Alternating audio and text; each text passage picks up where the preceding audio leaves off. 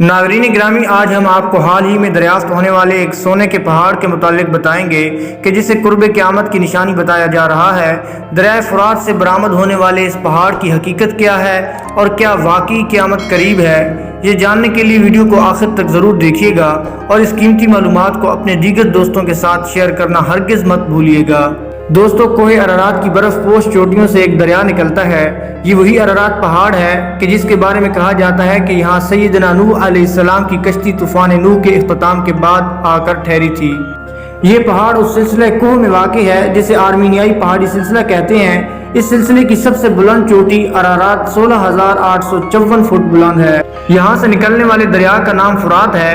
اس دریا کے کناروں پر ایک بہت بڑی تہذیب آباد تھی جسے بابل کی تہذیب کہتے ہیں۔ اس کے ایک طاقتور بادشاہ بخت نصر نے یروشلم کی اینٹ سے اینٹ بجاری تھی، یہودیوں کو قتل عام کیا اور جو کوئی ہنرمند تھا اسے غلام بنا کر اسی فرات کے کنارے لا کر آباد کر دیا۔ سیدنا ابراہیم علیہ السلام سے لے کر آج تک یہ دریا لاتعداد اہم واقعات کا شاہد ہے۔ یہاں قدیم ترین تہذیب میسوپوٹیمیا آباد تھی جو 3000 سال قبل مسیح سے بھی پرانی ہے۔ اسی دریا کے کنارے کنارے حضرت ابراہیم علیہ السلام نے اپنا سفر شروع کیا۔ مکہ کی وادی میں خانہ کعبہ کو اس کی بنیادوں پر استوار کیا۔ سیدہ ہاجرہ اور حضرت اسماعیل علیہ السلام کے حوالے یہ مقدس سرزمین کی اور خود یروشلم چلے گئے جہاں آج بھی الخلیل میں ان کا مزار ہے۔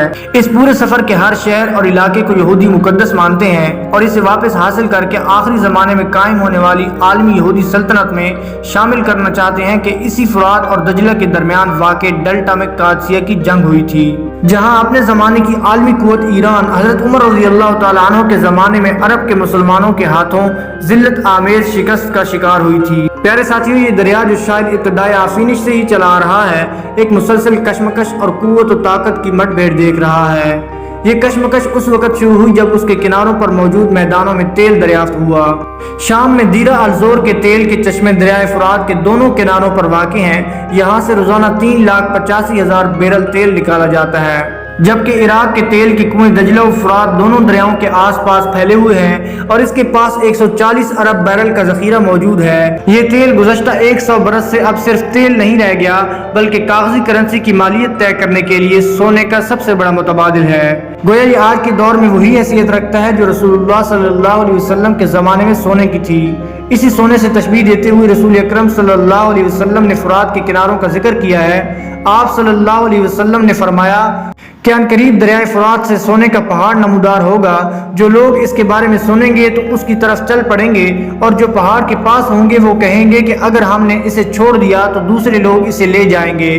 آپ صلی اللہ علیہ وسلم نے فرمایا کہ پھر اس خزانے کو حاصل کرنے کے لیے لوگ لڑیں گے اور 100 میں سے 99 قتل ہو جائیں گے۔ یہ اس جنگ کا آغاز اور اختتام کے بارے میں بھی حدیث صحیح مسلم اور نعیم بن عمار کی کتاب الفتن میں ہی ملتی ہے کہ جابر بن عبداللہ رضی اللہ تعالیٰ عنہ سے روایت ہے کہ حضور اکرم صلی اللہ علیہ وسلم نے فرمایا کہ وہ وقت قریب ہے جب عراق والوں کے پاس نفید یعنی غلہ اور درہم یعنی پیسے نہ آ جائیں۔ ہم نے عرض کیا کہ کس سبب سے، تو آپ صلی اللہ علیہ وسلم نے فرمایا کہ عجم یعنی غیر عرب ایرانی روک لیں گے۔ پھر کچھ دیر خاموش رہنے کے بعد فرمایا کہ وہ وقت بھی قریب ہے جب اہل شام پر یہ پابندی لگا دی جائے۔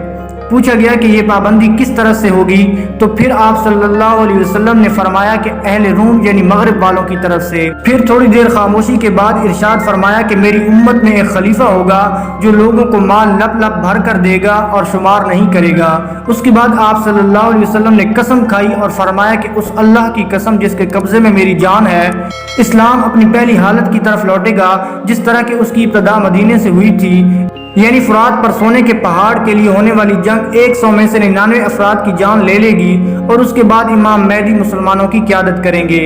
ناظرین گرامی، اس جنگ کا آغاز اس وقت سے ہو گیا تھا جب 1912 میں تیل دریافت ہوا تو خلافت عثمانیہ نے ترکش آئل کمپنی بنائی۔ اس کے ٹھیک 4 سال بعد 6 نومبر 1916 کو برطانیہ نے عراق سے جنگ کا آغاز کیا اور 1917 میں بغداد پر قبضہ کر لیا۔ حجاز میں انگریزوں کا ساتھ دینے والے شریف مکہ حسین بن علی کے بیٹے فیصل کو فرات و دجلہ کی سرزمین کا سربراہ بنا دیا گیا۔ 1932 میں عراق کو آزاد کیا گیا تو 3 سال بعد 1935 میں فرات کے کنارے بہت بڑی شیعہ سنی لڑائی شروع ہو گئی جو 1 سال تک چلتی رہی اور ہزاروں انسانوں کی جانیں لے گئی۔ دوسری جنگ عظیم شروع ہوئی تو ایک عرب قوم پرست رشید علی الگیلانی نے جرمنی کی مدد سے بغاوت کر دی اور عراق پر قبضہ کر لیا۔ اسی وجہ سے برطانیہ نے عراق پر حملہ کیا اور خون ریز مارکہ میں برطانیہ نے فتح حاصل کی، لیکن پھر تقریباً 7 سال یعنی 26 اکتوبر 1947 تک برطانوی فوجیں عراق میں رہیں۔ اس وقت سے لے کر آج تک یہ خطہ مسلسل حالت جنگ میں رہا ہے۔ بیرونی حملہ آور نام بھی تھے تو آپس میں کبھی شیعہ سنی مارکے اور کبھی قوم پرست عرب یا دیگر کرد قوم پرست حکومت سے الجھتے رہے اور فرات کے کنارے انسانوں کا خون بہتا رہا۔ اسرائیل کے ساتھ بھی 2 جنگیں ہوئیں، ایک 1948 میں اور دوسری 1967 میں۔ دونوں جنگوں میں دریائے فرات پر آباد لوگوں نے ذلت آمیز شکست کھائی۔ 1980 سے 1988 تک چلنے والی ایران عراق جنگ 10 لاکھ انسانوں کا نذرانہ لے گئی۔ معزز دوستو، صدام حسین کا عراق پہلے سوویت یونین کی سیاست کا اکھاڑا تھا اور اس کے پڑوسی ایران پر خطے کا امریکی تھانے دار رضا شاہ پہلوی برسر اقتدار تھا۔ فرات کے کنارے آباد صدام حسین کے عراق نے ایران کو کمزور جانا اور اس پر جنگ مسلط کر دی۔ اس 8 سالہ جنگ میں 10 لاکھ لوگ لقمہ اجل بن گئے۔ جنگ ختم ہو گئی، صرف 3 سال امن کے گزرے تھے کہ امریکہ نے عراق پر حملہ کر دیا۔ اس سے پہلے صدام حسین کو اکسایا گیا تھا کہ کویت پر قبضہ کرو اور پھر فروری 1991 میں عراق کی اینٹ سے اینٹ بجا دی گئی۔ جنگ میں شکست کے بعد وہاں کی شیعہ اور کرد آبادی کو صدام کے خلاف بغاوت پر اکسایا گیا۔ بدترین لڑائی ہوئی جس میں کیمیائی ہتھیار تک استعمال کیے گئے۔ اقوام متحدہ نے وہاں کے کردوں کے لیے ایک محفوظ علاقہ مخصوص کیا جس پر عراق کے طیاروں کی پرواز منع کر دی گئی۔ اس حد تک پابندیاں لگائی گئیں کہ دوائیاں تک روک لی گئیں۔ ایک اندازے کے مطابق 20 لاکھ بچے صرف دوا نہ ملنے سے موت کی آغوش میں چلے گئے۔ بدنام زمانہ تیل کے بدلے خوراک پروگرام شروع ہوا اور دنیا بھر کا کرپٹ مافیا عراقیوں کا تیل اونے پونے داموں خرید کر انہیں خوراک پہنچاتا رہا۔ اس ساری صورتحال اور معاشی پابندی کے درمیان دسمبر 1998 میں امریکہ اور برطانیہ کے جنگی جہازوں نے عراق کے ٹھکانوں پر اس لیے حملہ کر دیا کہ انہیں شک تھا کہ وہاں کیمیائی ہتھیار موجود ہیں۔ 11 ستمبر 2001 کے بعد دنیا بدلی تو فرات کا یہ کنارہ ایک دفعہ پھر لہو سے رنگین ہو گیا اور آج تک رنگین ہے۔ حالات بتاتے ہیں کہ ایران اور امریکہ کی چپکلش سے ایک نئی جنگ شروع ہو سکتی ہے۔ یہی وجہ ہے کہ رسول اکرم صلی اللہ علیہ وسلم نے خاص طور پر فرات کے کنارے سونے کے پہاڑ پر جنگ کے سلسلے میں امت کو خبردار کیا تھا اور آپ صلی اللہ علیہ وسلم نے فرمایا کہ جلد ہی وہ وقت آئے گا جب دریائے فرات میں سونے کا پہاڑ نمودار ہوگا، بس جو شخص اس وقت موجود ہو اس خزانے میں سے کچھ نہ لے۔ لیکن شاید ہم مسلمانوں میں سے دونوں گروہ باز نہ آئے، اس لیے آپ صلی اللہ علیہ وسلم نے فرمایا کہ سب سے پہلے فارس والے ہلاک ہوں گے اور پھر ان کے پیچھے عرب والے۔ یہ بھی فرمایا کہ اس آگ سے دور رہو، اس جنگ سے علیحدہ ہو جاؤ کہ یہ صرف مسلمانوں کا ہی آپس میں خون بہائے گی۔ جی تو دوستو، یہ تھی ہماری آج کی ویڈیو۔ اس حوالے سے آپ دوستوں کی رائے کیا کہتی ہے کمنٹ کر کے ہمارے ساتھ شیئر ضرور کیجیے گا۔ انشاءاللہ آپ سے ملاقات ہوتی ہے اگلی ویڈیو میں۔ تب تک اپنا اور اپنے پیاروں کا ڈھیر سارا خیال رکھیے گا۔ اللہ نگہبان۔